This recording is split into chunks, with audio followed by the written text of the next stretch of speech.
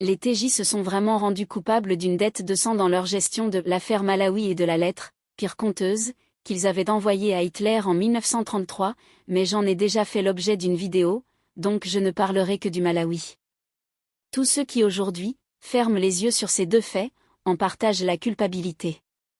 Ils ont juste de la chance que la plupart d'entre eux ne connaissent pas vraiment l'histoire. Je vais faire simple, le Malawi exigeait de tous la détention d'une carte du parti. Les TJ ne faisant pas partie du monde de Satan composé, entre autres des gouvernements, ont refusé de prendre cette carte, ce qui leur a valu de terribles persécutions, morts à coups de hachette, viols, etc.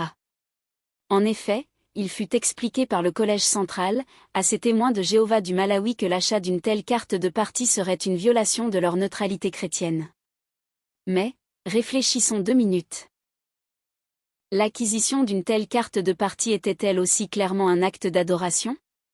Comment les chrétiens du 1er siècle auraient-ils regardé cela à la lumière de l'exhortation de l'apôtre ? Rendez à tous ce qui leur est dû, à qui réclame l'impôt, l'impôt, à qui réclame le tribut, à qui réclame la crainte.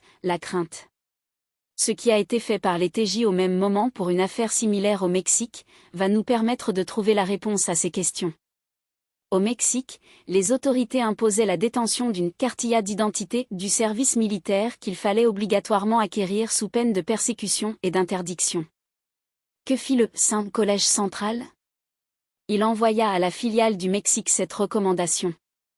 Si la conscience de certains frères leur permet d'accepter de tels arrangements pour conserver leur liberté, nous n'y voyons aucune objection. Sans hésitation aucune, les témoins de Jéhovah du Mexique usaient de corruption envers des fonctionnaires militaires pour obtenir la validation d'un certificat indiquant mensongèrement qu'ils avaient normalement satisfait à leurs obligations militaires.